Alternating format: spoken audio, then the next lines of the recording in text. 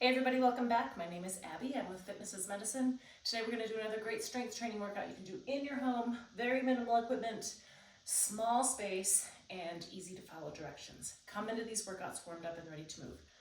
5 to 10 minutes of a cardio workout just to get your heart rate up a little bit, your muscles and joints ready for movement, and your mindset ready for movement. Okay, today we're going to need a little bit heavier band set up about chest or hip height, a weight and a chair, a lighter set of dumbbells, and then a slider if you have them. Actually, I'm going to grab my larger one here.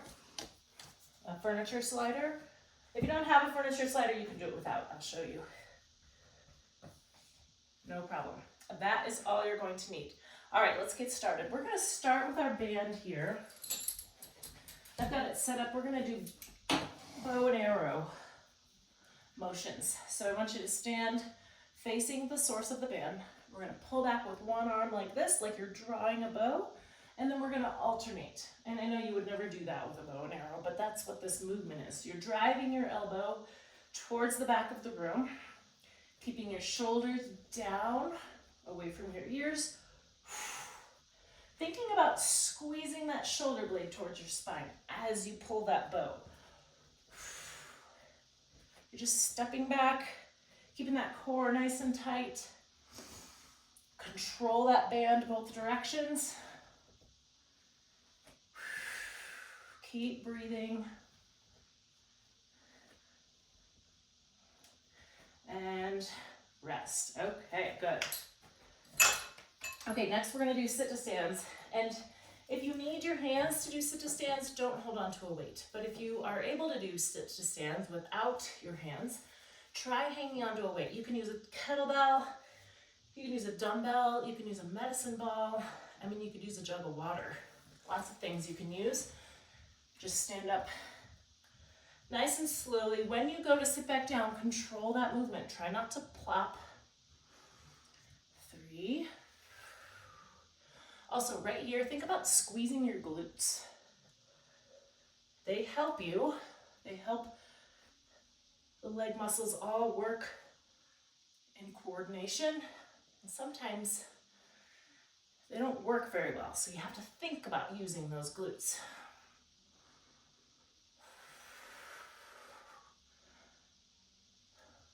Let's do 2 more. Also, when you stand up, try to keep your knees over your ankles. Sometimes people will kind of do that. Keep them right over your heels, over your ankles. Okay.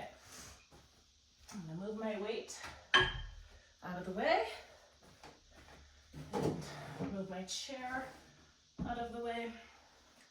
Next, we're going to do rear delt raises. So your deltoid is your muscle right here, and it's got like 3 heads on it. I want you to turn your weights so like the back of your hand is facing forward.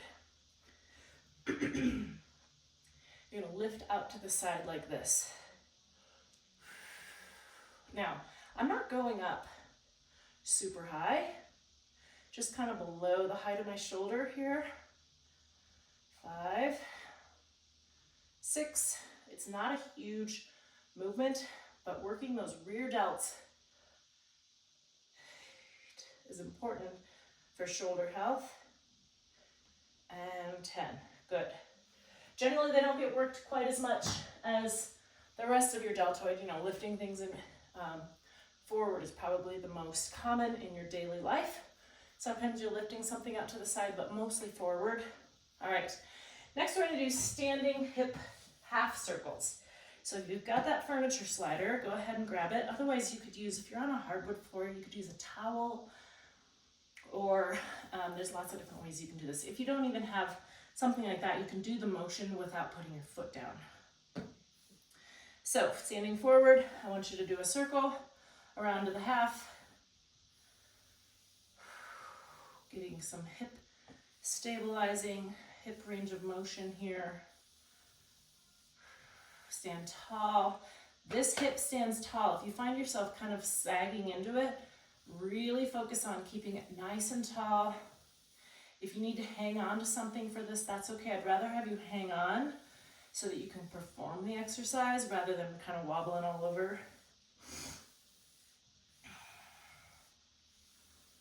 All right, now we're gonna switch. Put it right on your toes, straight forward.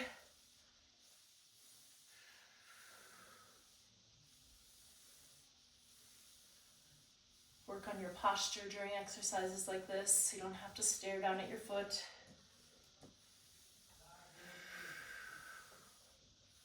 Think about keeping your core nice and tight.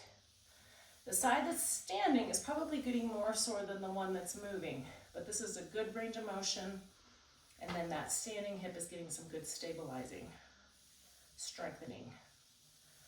Okay, good. Now we're gonna walk across your room, and you can do this out when you're out on walks, but keeping your feet and ankles and lower legs really strong is also good for fall prevention. So we're gonna work on heel walking first, so pulling those toes up tall. I'm gonna walk across your room nice and slowly. Now you're trying to stand tall while you're doing this versus, that type of thing. So you're standing tall, working those shins, working your anterior tibialis, pulling those toes up. Now, conversely, you're gonna walk on your toes as high as you can go. So now we're working your gastrocs, the big muscles in the back of your calves. And also ankles and toes are being strengthened doing these. All really important for fall prevention. Okay, you can do those anytime. Okay, we're gonna lower down to the floor.